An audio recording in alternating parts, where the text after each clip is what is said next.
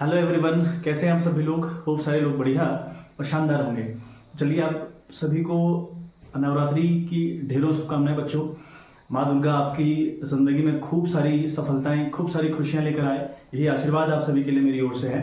चलिए, हम लोग बात कर रहे थे about the issue of debenture, ठीक है। इसके अंदर हमने 3 वीडियोस अपलोड कर दी हैं।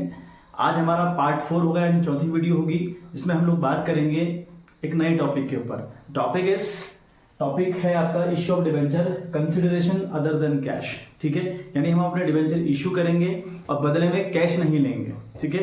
होता क्या है, जनरली हम जब शेयर इशू करते हैं या डिबेंचर इशू करते हैं, मैं शेयर का नाम इसलिए ले रहा हूँ बच्चों, ये टॉपिक बिल्कुल सेम तरीके से ट्रीट होता है इन इशू ऑफ शेयर। मैंने वहां भी आपको ये करवाया था, बट ठीक है, मैं आपको दोबारा ये चैप्टर आया है तो इसके अंदर टॉपिक है तो मैं दोबारा आपको करवा रहा हूं, तो इसे आप रिवीजन समझिएगा, ठीक है। और कोशिश करने की एक बार में आपको ये कंठस्थ हो जाए मामला। तो मैं जो नोट्स मैं बनाता हूँ, साथ साथ कॉपी और पेन लेके बैठिएगा, उन नोट्स को आप प्रिपेयर करिएगा साथ साथ, बहुत इंपॉर्टेंट है बच्चों, ठीक है।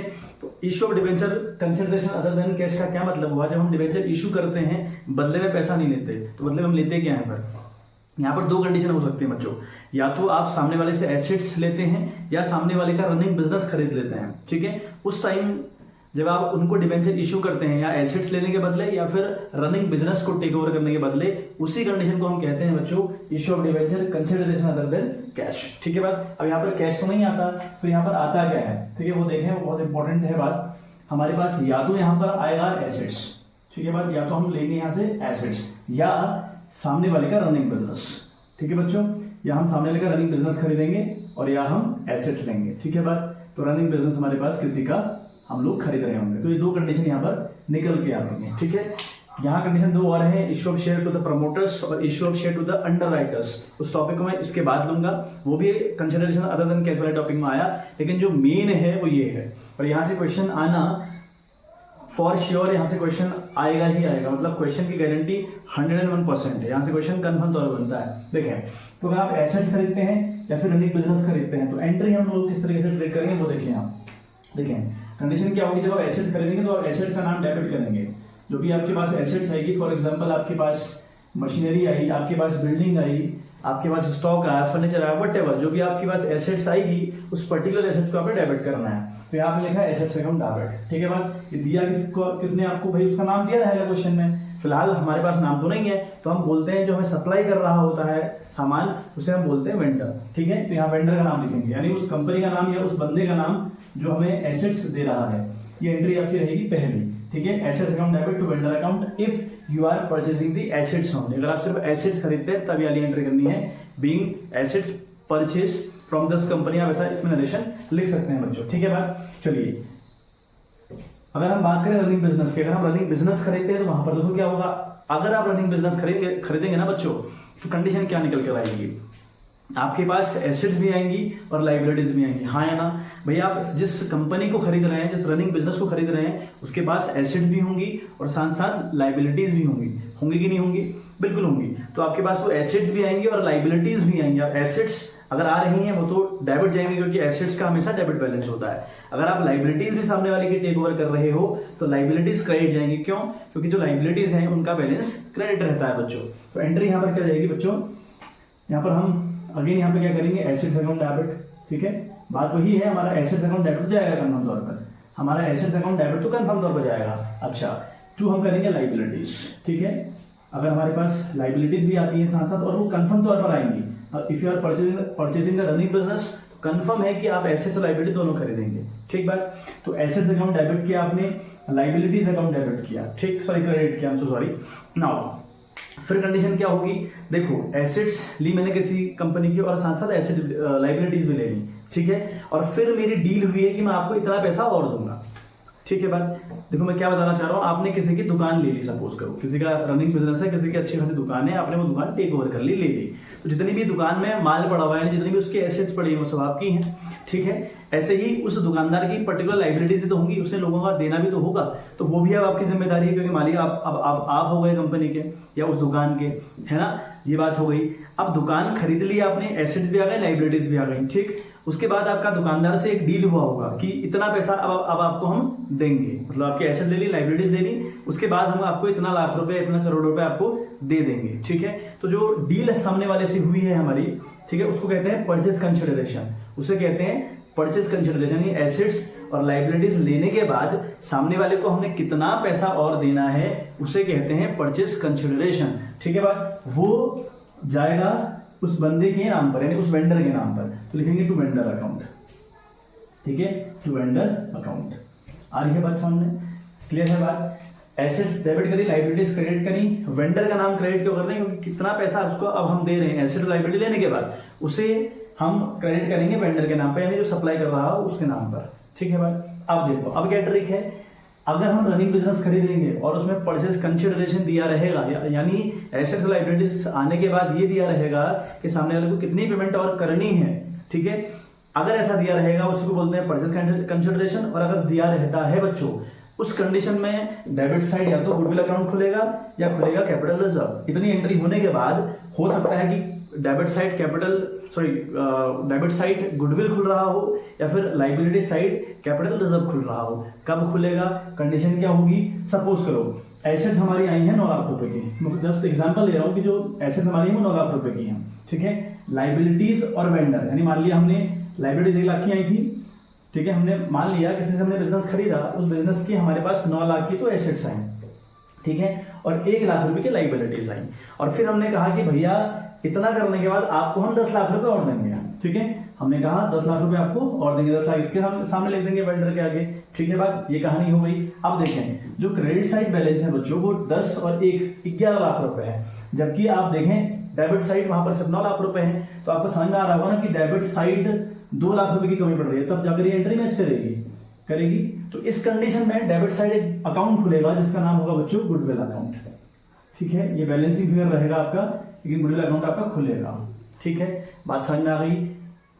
अच्छा, अगर यही कंडीशन अपोजिट हो जाती है, सपोजिंग अगर यही कंडीशन उल्टी हो गई तब क्या होगा, सपोजिंग हमारी जो एसेट्स हैं वो आई हैं 12 लाख रुपए की। सपोज करो आप एसेट्स आई हैं 12 लाख रुपए की।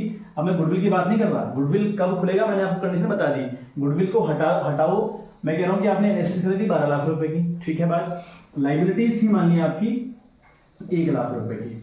ठीक है, 1 लाख रुपए की आपकी लाइबिलिटीज थी, और आपने सामने वाले को बोला कि 12 लाख की हमारे पास एसेट्स आ गई आपकी, 1 लाख की लाइबिलिटीज आ गई, अब आपको हम देंगे 10 लाख रुपए।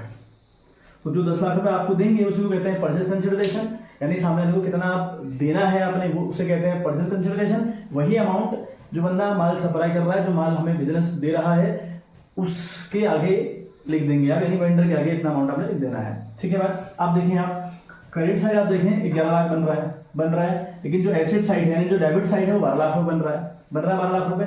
1 लाख की फिर से कमी पड़ रही है, किस साइड कमी पड़ रही है बच्चों, यहाँ पड़ रही है 1 लाख रुपए की कमी, तो 1 लाख रुपए यहाँ लिखना पड़ेगा आपको क्रेडिट साइड। ये किस नाम से आएगा, ये आएगा टू कैपिटल रिजर्व के नाम से, टू कैपिटल रिजर्व के नाम से। ठीक है बात, आई होप मामला क्लियर हो गया होगा। यानी अल्टीमेट मुद्दा आपने देखना है कि क्रेडिट साइड अगर बड़ा है तो डेबिट साइड एक अकाउंट खुलेगा गुडविल के नाम से, और अगर डेबिट साइड बड़ा आ जाए तो क्रेडिट साइड एक अकाउंट खुलेगा कैपिटल रिजर्व के नाम से। ठीक है, वो डिपेंड करता है कंडीशन के ऊपर। ठीक है बात, आई होप बात इतनी सी आपको क्लियर हो गई होगी। ठीक है, बहुत इंपॉर्टेंट बात है, आपको ये समझ में आनी ही चाहिए। ठीक है, चलिए ये हमारा मेन कॉन्सेप्ट हो गया। अभी दोनों हमारे हैं गुडविल और कैपिटल रिजर्व। ठीक है, ये दोनों हमारे हैं बच्चों बैलेंसिंग फिगर, ये हमारे हैं बच्चों बैलेंसिंग फिगर। डिपेंड करता है कि कैपिटल रिजर्व खुल रहा है या फिर गुडविल खुल रही है। ठीक है, या फिर गुडविल खुल रही है आपका, ये भी आपका बैलेंसिंग फिगर हुआ। दोनों में से एक खुलेगा, दोनों नहीं खुलते, दोनों में से एक खुलेगा। ठीक है बात, आई होप मामला क्लियर हो गया होगा। अब देखें, हम जब डिबेंचर इशू करते हैं ना बच्चों, अगर हम बात करें इशू ऑफ डिबेंचर की, अगर हम बात करें इशू ऑफ डिबेंचर्स की, तो हमें पता है भाई डिबेंचर 3 कंडीशन के साथ इशू हो सकता है। ठीक है, आपको अच्छे से पता है। तो first condition is at par, पहली कंडीशन हमारे पास है बच्चों पार, यानी अगर आप 100 का डिबेंचर 100 में बेचें उसे कहते हैं एट पार। और कंडीशन नंबर 2 है एट डिस्काउंट, है ना, अगर आप 100 रुपए का डिबेंचर बेचें 90 रुपए में तो उसे कहते हैं डिस्काउंट। और एक कहानी होती है एट प्रीमियम, यानी अगर आप 100 का डिबेंचर बेचें 110 में या फिर 120 में वटेवर, उसे कहते हैं एट प्रीमियम। ठीक है बात, तो ये पहली एंट्री अगर आप रनिंग बिजनेस खरीदते हैं उसकी है, और अगर आप एसेट्स खरीदते हैं तो ये एंट्री उसकी है, सिर्फ अगर एसेट्स खरीदते हैं। ठीक, अब उसके बदले आप उसको डिबेंचर इशू करेंगे, करेंगे। इशू करने की कंडीशन 3 रहेंगी, पार, डिस्काउंट या फिर प्रीमियम। पहली एंट्री डिफरेंट हो सकती है, लेकिन आप जो एंट्री लेंगे वो सेम रहेंगे, चाहे ये वाली कंडीशन हो फिर चाहे ये वाली कंडीशन हो। देखें पार की कंडीशन में क्या करेंगे हम लोग बच्चों, हम क्या करेंगे, हम यहाँ लिखेंगे वेंडर अकाउंट डेबिट, ठीक है, हम लिखेंगे वेंडर अकाउंट हम लोग बच्चों डेबिट करेंगे, ठीक है। तो डेबिट कर दिया टू परसेंटेज डिबेंचर अकाउंट, ठीक है, परसेंटेज डिबेंचर अकाउंट। लॉजिक क्या है बिहाइंड दैट, देखो यहाँ वेंडर क्रेडिट गया था, यहाँ वेंडर डेबिट कर दिया और उस बंदे को हमने डिबेंचर इशू कर दिए। ये परसेंटेज क्या है, कितना परसेंट वाला डिबेंचर है, हमें क्वेश्चन में दिया रहता है। आपने 3 वीडियोस लगातार देख ली होंगे, आपको समझ में आ गया होगा परसेंटेज के बाद क्या कर रहा हूं मैं। जैसे हम ऊपर रख देते हैं, अगर पार वाली कंडीशन है वो चाहे ये वाली कंडीशन हो फिर चाहे ये वाली कंडीशन हो, दोनों में एंट्री बिल्कुल सेम होगी। समझ में आ गई बात। चलिए बात करेंगे हम डिस्काउंट वाली कंडीशन की, तो यहाँ पर एंट्री किस तरीके से, तो वो देखें अगेन हमारा जो वेंडर है वो डेबिट जाएगा, ठीक है। वेंडर अकाउंट हम लोग अगेन डेबिट करेंगे बच्चों, वेंडर अकाउंट हम लोग क्या करेंगे बच्चों, डेबिट करेंगे, ठीक है। थोड़ा सा नजदीक कर देता हूँ, वेंडर अकाउंट डेबिट कर लिया हम लोगों ने। अच्छा अगर हम डिस्काउंट पर अपना डिबेंचर इशू कर रहे हैं, डिस्काउंट पर मतलब अगर हमारा डिबेंचर 100 रुपए का है, हम 90 में बेच रहे हैं या फिर 95 में बेच रहे हैं, हमें नुकसान हो रहा है। समझ में आ रहा है आपको कि हमको नुकसान हो रहा है। अब नुकसान अगर आपको होगा तो नुकसान हमेशा हमेशा कंपनी डेबिट से डालेगी, ठीक है। तो यहाँ पर आप चाहे लिखें discount of issue of debenture या लिखें loss on issue of debenture, इच्छा आपकी है, लेकिन मैं आपको एडवाइस करूंगा, जैसे कि मैं पहले से आपसे कहते हुए आ रहा हूं कि आपने हमेशा लॉस करना है, ठीक है। यहाँ पे क्या लिखेंगे आप, loss on issue of debenture, क्या लिखेंगे बच्चों, loss on issue of debenture, ठीक है, इशू ऑफ डिबेंचर, ठीक है। सामने आएगा, मैं डिबेंचर पूरी स्पेलिंग लिखी नहीं, कोई जगह का आपको इशू हो रहा है, ये भी आपका डेबिट जाएगा, ठीक है। Again to percentage debenture account, ठीक है बात, टू परसेंटेज डिबेंचर अकाउंट, ठीक है। हम लिखेंगे being debenture issued to the vendor at इतने परसेंट डिस्काउंट, जितना परसेंट उसमें डिस्काउंट होगा उसकी बात आप यहाँ पे लिख दीजिएगा, ठीक बात। अच्छा अगर कंडीशन प्रीमियम पे हो फिर हम एंट्री क्या करेंगे, ये दोनों एंट्री जो है पार और डिस्काउंट वाली, वो चाहे ये वाला केस हो, पहली एंट्री आपकी डिफरेंट होगी। अगर रनिंग बिजनेस होगा तो ये वाली एंट्री होगी, अगर सिर्फ और सिर्फ एसेट्स होगी तो ये वाली एंट्री होगी। उसके बाद पार पे अगर आप इशू कर रहे हैं, चाहे ये वाली कंडीशन चाहे ये वाली कंडीशन, एंट्री बिल्कुल सेम। अगर आप इशू कर रहे हैं डिस्काउंट पर, ये वाली कंडीशन या फिर ये वाली कंडीशन, एंट्री अगेन सेम। और प्रीमियम की अगर मैं बात करूं, अगर इशू कर रहे हैं प्रीमियम पर, कंडीशन ये हो चाहे वो हो, एंट्री बिल्कुल सेम, ठीक है। आगे हम लोग क्या करेंगे, अगेन हम करेंगे वेंडर अकाउंट डेबिट, अगेन हम लोग लिखेंगे वेंडर अकाउंट बच्चों डेबिट। समझ में आ रही बात, वेंडर हमने डेबिट किया। टू हम लिखेंगे परसेंटेज डिबेंचर, तो हम लिखेंगे बच्चों परसेंटेज डिबेंचर अकाउंट, ये हम क्रेडिट करेंगे। और टू एक नया अकाउंट खुलेगा जिसे हम कहते हैं सिक्योरिटीज प्रीमियम, ठीक है, जिसको हम कहते हैं सिक्योरिटीज प्रीमियम अकाउंट आपका क्रेडिट जाएगा, ये भी आपका क्रेडिट जाएगा। इस तरीके से आप 3 टाइप की एंट्री 3 कंडीशन के हिसाब से कर सकते हैं, ठीक है। ये कंडीशन बार, ये डिस्काउंट, ये प्रीमियम। समझ में आ गई बात। अब सबसे इंपॉर्टेंट एक कॉन्सेप्ट इसमें है, हमें नंबर ऑफ डिबेंचर क्वेश्चन में कभी भी गिवन नहीं होंगे, हमें क्वेश्चन में कभी भी नंबर ऑफ डिबेंचर यानी हम वेंडर को कितने हजार या कितने डिबेंचर इशू कर रहे हैं, हमें क्वेश्चन में कभी नहीं गिवन होगा बच्चों, वो हमको निकालना पड़ेगा। निकलता कैसे है, नंबर ऑफ डिबेंचर या फिर नंबर ऑफ शेयर, टॉपिक बिल्कुल रिलेट करिएगा, बिल्कुल सेम टॉपिक है। अगर हम बाद में इशू ऑफ शेयर की कर रहा होता तो वहाँ डिस्काउंट नहीं आता, पार और प्रीमियम की कहानी होती, बाकी कहानी बिल्कुल सेम है, एंट्री इस तरीके से ही होती है, ठीक है। और 2% डिबेंचर की जगह पर आ जाता है तो शेयर कैपिटल, ठीक है, बात बिल्कुल सेम है अदरवाइज। तो नंबर ऑफ डिबेंचर कैसे निकलते हैं भाई, उसका फॉर्मूला हुआ परचेज कंसिडरेशन, उसका फॉर्मूला हुआ बच्चों परचेज कंसिडरेशन, ठीक है, purchase consideration upon face value, ठीक है, किसकी फेस वैल्यू, डिबेंचर की फेस वैल्यू, ठीक है, फेस वैल्यू। अब देखें अगर कंडीशन पार वाली होती है, अगर आप डिबेंचर इशू करते हैं पार पर, तो यहाँ पर आएगा परचेज कंसिडरेशन। परचेज कंसिडरेशन क्या है, आपने सामने वाले को कितना अमाउंट देना है, कितने अमाउंट की लायबिलिटी आपकी रह गई, उसको कहते हैं परचेज कंसिडरेशन। या आपकी सामने वाले से कितने में डील हो रखी है, उसे कहते हैं परचेज कंसिडरेशन। कैसे भी याद कर लीजिए, तो परचेज कंसिडरेशन लिखा अपॉन फेस वैल्यू, यानी 100 का डिबेंचर तो 100 रुपए यहाँ पर आ गया।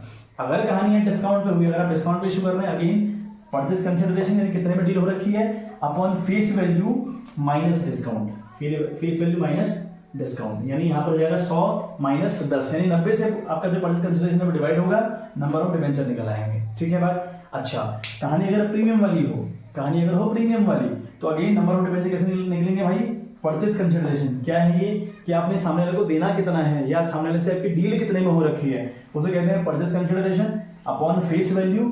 यहाँ पर माइनस ना होकर प्लस हो जाएगा बच्चों, यहाँ पर लिखेंगे प्लस प्रीमियम, यहाँ पर लिखेंगे प्लस प्रीमियम। समझ में आ गई बात? तो 100 में 10 जोड़ देना है, फिर 110 से इसको डिवाइड करना है, तो नंबर ऑफ डिबेंचर आपके निकल आएंगे। तो इतना है इस टॉपिक में पढ़ने को, ठीक है। बहुत बेसिक सी बातें हैं। आप क्वेश्चन करने बैठेंगे तो आपसे बिल्कुल कंफर्म तौर पर क्वेश्चन बनेंगे, हालांकि मैं आपको क्वेश्चन करवा रहा हूँ, ठीक है, बट प्रैक्टिस करनी है आपने अपने हैंड पर भी, क्योंकि प्रैक्टिस जब आप खुद से करेंगे वो ज़्यादा बेटर आपके लिए होगा, ज़्यादा बेनिफिशियल आपके लिए होगा। एक बार स्क्रीनशॉट ले लें इसका, और फिर हम आगे कुछ क्वेश्चन के ऊपर प्रैक्टिस करते हैं, देखते हैं किस तरीके से सॉल्व हो सकते हैं, ठीक है बात। चलिए बच्चों, हम क्वेश्चन की शुरुआत करें। तो क्वेश्चन हमारे पास है, Reliance limited purchase machinery costing ₹1,35,000. It was agreed that the purchase consideration be paid by issuing 9% debenture of ₹100 each. Assume debenture have been issued at par and at a discount of 10%. Give necessary entries. ठीक है, मैं entries pass out करनी है, ठीक बात, ठीक है। तो क्वेश्चन ब्रेक करके मैं आपको एक बार समझाऊं, प्रयास करिएगा समझने का, बहुत इजी क्वेश्चन है। देखें, रिलायंस लिमिटेड ने क्या करा, एक मशीन खरीदी, ठीक है। मशीन कितने की भाई? मशीन है आपकी 1,35,000 रुपए की, ठीक है। उसके बाद क्या किया, इस 1,35,000 की मशीनरी के बदले कंपनी ने क्या इशू किया, कंपनी ने इशू किया 9% डिबेंचर ऑफ ₹100 ईच, ठीक है। कंडीशन नंबर 1, एक बार पार पे इशू करती है, एक बार अगर प्रीमियम पर इशू करती है, डिस्काउंट पे इशू करती है, नॉट प्रीमियम पर, ठीक है, एट डिस्काउंट। ये कहानी एट डिस्काउंट है और एक कहानी एट पार है, और डिस्काउंट कितना बच्चों? 10%, ठीक है बात। अच्छा, कंडीशन मैंने आपको क्या बताई, या तो आप सिंपल कोई एसेट्स खरीद रहे होंगे या खरीद रहे होंगे बिजनेस। यहाँ पर क्या खरीदा आपने? सिंपल सी एक एसेट्स खरीदी, यानी एक मशीन खरीदी, उसके बदले आपने क्या करा, डिबेंचर इशू करे। कितने का डिबेंचर है? 100 रुपए का। कंडीशन 2 है, एक बार पार पे इशू करते तो किस तरीके से एंट्री होगी, एक बार अगर डिस्काउंट पे इशू करते तो किस तरीके से हमारी एंट्री होगी, ठीक बात। चलिए समझते हैं पहली बात। देखें, पहली कंडीशन में हमारे पास क्या है बच्चों, हमारे पास है मशीनरी, है ना, तो हम लिखेंगे मशीनरी अकाउंट। मैंने लिखा था ना, एंट्री भी आपको करवाई थी, एसेट्स अकाउंट डेबिट लिखा था, मतलब वो एसेट्स का नाम आगे लिखोगे, एसेट्स अकाउंट डेबिट किया आपने विद ₹1,35,000। समझ में आ रही बात? चलिए 2, ठीक है। अब 2 देने वाले का नाम तो पता नहीं, रिलायंस लिमिटेड ने किया है सब कुछ, लेकिन किसने दिया, किससे लिया, नहीं पता, तो हम आप क्या यूज करेंगे, वेंडर वर्ड यूज करेंगे। तो लिखेंगे टू वेंडर अकाउंट, ठीक है, टू वेंडर अकाउंट, या क्रेडिट करेंगे विद ₹1,35,000। तो लिख देंगे बीइंग मशीनरी परचेज, ठीक है, यहाँ पे क्या लिखेंगे, बीइंग मशीनरी परचेज। अच्छा, अब डिबेंचर इशू करने की बारी है। सेकंड हमारा जो पहला केस होगा, क्या वाला, एट पार वाला। हमारे पार पर क्या कंडीशन होगी, या किस तरीके से एंट्री की वो सीख रहे हैं, और डिस्काउंट पे अगर हम एंट्री करते हैं तो हम किस तरीके से करेंगे वो सीख रहे हैं। तो अगर हम पार पे करें तो पार पे क्या होगा बच्चों, नाउ वेंडर अकाउंट डेबिट, हम करेंगे vendor account debit with ₹1,35,000। Clear है बात? 2 क्या करेंगे, 9% debenture account, to 9% debenture account, ठीक है बात, ऑफ ₹1,35,000। समझ में आ गई बात? ये कहानी आपकी रहेगी। तो यहाँ पर लिखेंगे बीइंग, ठीक है, इतने डिबेंचर, नंबर ऑफ डिबेंचर आपको लिखने पड़ेंगे, बीइंग इतने debenture issued to the vendor, ठीक है। अब ये नंबर ऑफ डिबेंचर निकलेंगे कैसे, अब हम बात करें नंबर ऑफ डिबेंचर किस तरीके से निकलते हैं। तो नंबर ऑफ डिबेंचर निकालने का फॉर्मूला मैंने आपको बताया अभी, है ना, नंबर ऑफ डिबेंचर निकालने का फॉर्मूला मैंने आपको क्या बताया बच्चों, वो होता है आपका परचेज कंसिडरेशन। फॉर्मूला क्या होता है आपका, परचेज कंसिडरेशन, ठीक है, कंसिडरेशन अपॉन फेस वैल्यू। अगर आप पार पे कर रहे हो तो अपॉन फेस वैल्यू करेंगे आप, फेस वैल्यू किसकी, डिबेंचर की फेस वैल्यू, ठीक है। परचेज कंसिडरेशन, कंसिडरेशन की स्पेलिंग पूरी लिखिए, क्योंकि जगह का इशू हो रहा है तो आप पूरी लिखिएगा, purchase consideration upon face value. तो परचेज कंसिडरेशन का मतलब क्या, आपने सामने वाले को देने कितने हैं, आपने उससे 1,35,000 की मशीन खरीदी, तो 1,35,000 देने होंगे ना उसके, तो 1,35,000 हमारा क्या होगा बच्चों, परचेज कंसिडरेशन होगा। तो 1,35,000 यानी 1,35,000 upon face value. Face value debenture कितनी है बच्चों, वो है आपकी 100 रुपए, ठीक है बात। 100 से इसको डिवाइड करेंगे तो आएगा आपका 1350, या आपका आएगा 1350 रुपया, सॉरी नॉट रुपया, नंबर ऑफ डिबेंचर 1350 आएगा। तो यहाँ पे लिखेंगे being 1,350 debenture issued to the vendor, ठीक है। ये वाली कहानी रहेगी पार पे। अच्छा, अब अगर कहानी सेकंड वाली होती, कहानी होती अगर डिस्काउंट वाली, तो क्या होता बच्चों, वो भी समझ लें एक बार। तो डिस्काउंट की कहानी में हम क्या करते हैं, देखें, entry again vendor account debit जाएगी, भैया देना तो वेंडर को है ना हमने, तो लिखेंगे vendor account debit with rupees again 1,35,000। अच्छा, हमें बता भैया हम अपने डिबेंचर इशू कर रहे हैं डिस्काउंट पे, अपने डिबेंचर हम इशू कर रहे हैं डिस्काउंट पे, कितने पे, डिस्काउंट पे। कितना डिस्काउंट है, 10%। किसका 10%, 100 का 10%, तो कितना हो गया बच्चों, ये होगा आपका ₹10। 100 रुपये का 10% होता है 10 रुपया, तो 10 रुपये आप उसको डिस्काउंट दे रहे हो। अगर आप डिस्काउंट दे रहे हो तो आपको लॉस हो रही है। तो मैंने बताया था कि अगर लॉस आपको होती है, loss always goes to debit side. यानी यहाँ पे क्या लिखेंगे, अगेन एक और बात लिखेंगे, आप लिखेंगे loss on issue of debenture. ठीक है बात, इशू ऑफ डिबेंचर अकाउंट आप डेबिट करेंगे, फिर लिखेंगे टू 9% डिबेंचर अकाउंट। ठीक है, फिर लिखेंगे आप टू 9% डिबेंचर अकाउंट। समझ में आ रही बात, ये आपकी क्रेडिट जाएगी बच्चों। अच्छा, अब यहाँ पर भी आपको नंबर ऑफ डिबेंचर देंगे। यहाँ तो बहुत इंपॉर्टेंट होगा नंबर ऑफ डिबेंचर। क्यों, यहाँ पर loss on issue of debenture का अमाउंट कितना है पता है हमको, 10 रुपये की लॉस हो रही है, लेकिन कितना डिबेंचर है वो निकालना पड़ेगा ना। अच्छा, अगर हम इनको मान लें 1350 डिबेंचर इशू किए, नहीं बच्चों ये डिबेंचर इशू किए हैं पार वाली कंडीशन में। ठीक है, लेकिन अगर डिस्काउंट वाली कंडीशन होगी तो फिर मामला अलग रहेगा। वहां पर अगेन फॉर्मूला होगा purchase consideration upon face value minus discount. यहाँ पर फॉर्मूला बन जाएगा माइनस डिस्काउंट, डी कर दे रहा हूँ, माइनस डिस्काउंट। तो मैंने बताया ना purchase consideration upon face value minus discount होता है अगर हमें नंबर ऑफ शेयर या नंबर ऑफ डिबेंचर निकालने हो at the condition of when you are issuing your debenture और शेयर इन द डिस्काउंट। ये आपका फॉर्मूला बनेगा 1,35,000 और अब नीचे आएगा 90। 90 कहाँ से समझ में आ रहा है, 100 रुपये फेस वैल्यू है किसकी, डिबेंचर की, 10 रुपये आप उस पर डिस्काउंट दे रहे हो, तो 100 से अगर 10 लगा तो बचा 90 बचा ना। तो ये अगर आप करोगे तो आएगा आपको 1500 डिबेंचर, ये आपका आएगा 1500 डिबेंचर, यानी उसको आप 1500 डिबेंचर इशू कर रहे हो। ठीक है, अब देखो लॉस ऑन इशू डिबेंचर कितना होगा, 1500 डिबेंचर है ना, 1500 डिबेंचर हैं और उन पर नुकसान हो रहा है 10 रुपये का, तो कितना आया 10,000, सॉरी 15,000 रुपये, यहाँ आएगा 15,000 रुपये। बात समझ में आ रही है आपको। ठीक है, तो 9% डिबेंचर, यहाँ पे क्या होगा 1500 डिबेंचर करेंगे आप 100, यहाँ पे 100 क्यों कर रहे हैं, क्योंकि आप सामने वाले को मालिक पूरे से बनाएंगे तभी तो डिस्काउंट पे हुआ। आप सामने वाले को 100 से मालिक बना रहे हो, लेकिन आपने सिर्फ 90 रुपये लिए, ऐसा ही कंडीशन कि आपने उसे 100 के डिबेंचर इशू कर दिए, मतलब उसको 100 रुपये वाले डिबेंचर दिए 90 रुपये में, 100 रुपये वाले डिबेंचर कितने में दिए 90 रुपये, तभी तो आपको 15,000 का नुकसान हुआ पड़ा है। तो यहाँ पर आएगा बच्चों 1 पैसा 15 आपका होता है 1,50, ऐसे आ जाएगा ये खैर, लेकिन यहाँ से ऐसे सीखें इसको, तो 1,50,000 रुपये यहाँ पे आ जाएगा। लिखेंगे being 1500 debenture issued to the vendor at 10% discount. समझ में आ गई बात। तो ये कंडीशन होगी पार पे और डिस्काउंट पे। अगर कहानी प्रीमियम को होती ना बच्चों, कहानी बिल्कुल सेम, पहली वाली कहानी यानी पहली एंट्री बिल्कुल सेम रहती, लेकिन अगर होता मामला पहली एंट्री सॉरी यानी पहली एंट्री है, पहली एंट्री रिसीव करने की मशीनरी बिल्कुल सेम रहेगी, लेकिन जब आप नंबर ऑफ डिबेंचर इशू करेंगे वहां पर एंट्री थोड़ा सा पलटेगी। यहाँ वेंडर अकाउंट डेबिट होगा तो 9% डिबेंचर होगा, 2 सिक्योरिटीज प्रीमियम हो जाएगा। फिर आपको नंबर ऑफ डिबेंचर चाहिए, अमाउंट कहाँ कितना आएगा उसके लिए आपको नंबर ऑफ डिबेंचर चाहिए। ठीक है, आई होप आप कर लोगे, बहुत मामला पेचीदा तो नहीं है। ठीक है, एक बार स्क्रीनशॉट ले लें, फिर मैं आपको समझाता हूँ अगर आप रनिंग बिजनेस करें फिर क्या होता है, फिर हम लोग किस तरीके से करेंगे। चलिए बच्चों, तो स्क्रीनशॉट आप लोगों ने ले लिया होगा। ठीक है बच्चों, आज के लिए इतना ही रखते हैं क्योंकि वीडियो 23-24 मिनट की ऑलरेडी हो चुकी है। अगर मैं रनिंग बिजनेस वाला टॉपिक लूँगा तो वहाँ पे 2-3 क्वेश्चन 2-3 कंडीशन आपको समझानी है, तो आई थिंक वीडियो 40 मिनट तक पहुँच जाएगी, तो शायद वो थोड़ा बोरिंग लगेगा आप लोगों को। तो जो पार्ट 5 हमारा आएगा उसमें हम सीखते हैं कि अगर हम रनिंग बिजनेस खरीदें उसकी ज़्यादा कंडीशन है जो बहुत इंपॉर्टेंट है, उनके ऊपर हम किस तरीके से काम करेंगे ये बात फिर करते हैं। ठीक है बात, चलिए मिलते हैं आपसे इन द नेक्स्ट वीडियो, तब तक के लिए bye bye, have a good day.